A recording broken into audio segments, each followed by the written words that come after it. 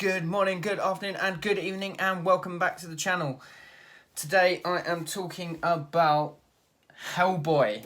So, this is my first real venture into the Hellboy series. It was a good friend of mine who just really been kind of pushing how good Hellboy is, and I wanted to give it a go.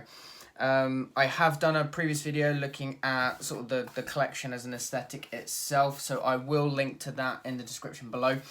But in terms of the story, this was really good. Like I said, I haven't come across Hellboy really sort of too much. I have watched the original 2 movies. I've stayed away from the last one. But this I thought was truly amazing. The artwork isn't quite what I'm used to, what I really like, but it really did fit the story.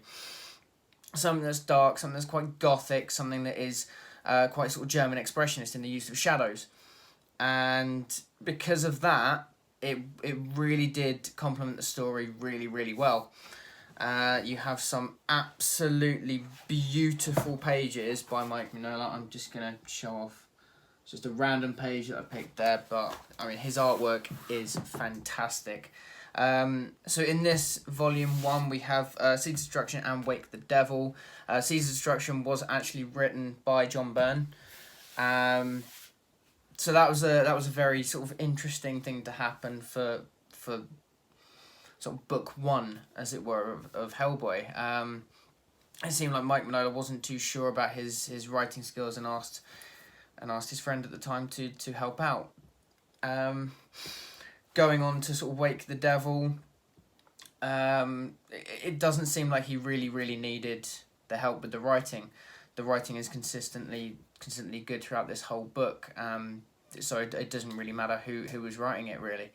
The artwork is, again, very consistent all the way through, so I have a lot of respect for Mike Mignola for the fact that he is both writing it and penning it, so that's a really amazing achievement there.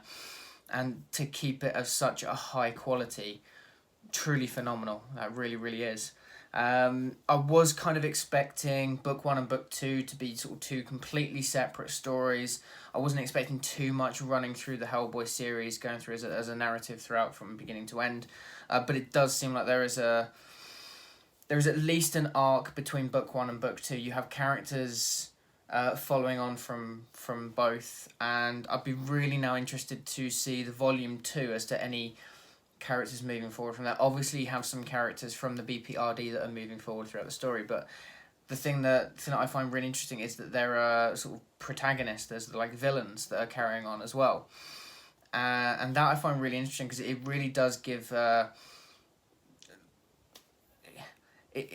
it progresses the story, it gives you something to hang on to, and it gives a potential another story to be told with those characters.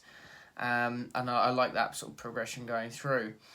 Honestly, overall, there's not too much I can say about this book that hasn't already been said, I don't think. There's a really good afterword by Mike Mignola talking about how he came up with the ideas, and he wrote the afterword about 15 years or so before he actually published the first issue, and he talks about how strange it was going back to read his journals, and he didn't understand anything.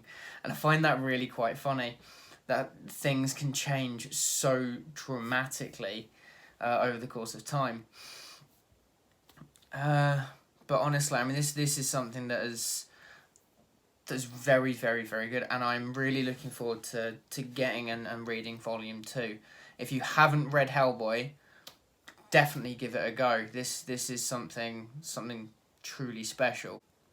So there's not really too many people who can both write and pen their books, and the ones that I can think of have done an exceptional job, so he's got some really good company with that.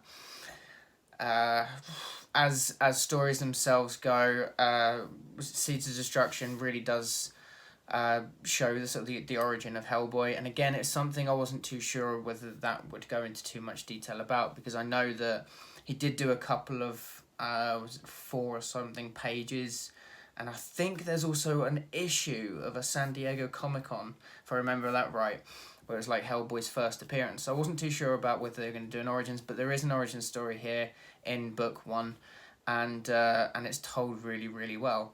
I'd like to see more of the sort of backstory about his origins, about what happened before he came to Earth, and I'm really hoping that's developed a little bit later on down the line. But guys, I cannot recommend this enough. As I said in the previous video, this is probably one of the best collections I have ever seen, and it's great value for money. So if you are thinking about getting a new book, not too sure, I would recommend Hellboy, and especially the library editions. If you haven't read it, definitely give it a go. If you are in love with the Hellboy series and you don't have the library editions, honestly, this is the way to go with that. Like I said, it's got a great afterword by Mike Mignola. I think, if I remember right, there was a foreword by Alan Moore. It was an incredible read as well. And then after that, you've got quite a lot of like original artwork about the characters and the development of those, and that's something I really enjoy about, especially with a collection like this. But guys, if you have read Hellboy, please let me know down in the comments. Please don't spoil anything though, because I am going through this series, admit it, quite slowly, but I'm really enjoying this. Please don't spoil anything. If you haven't read Hellboy, let me know what you think about it down in the comments, whether you're actually interested to read it or not. And well, I'll see you in the next video.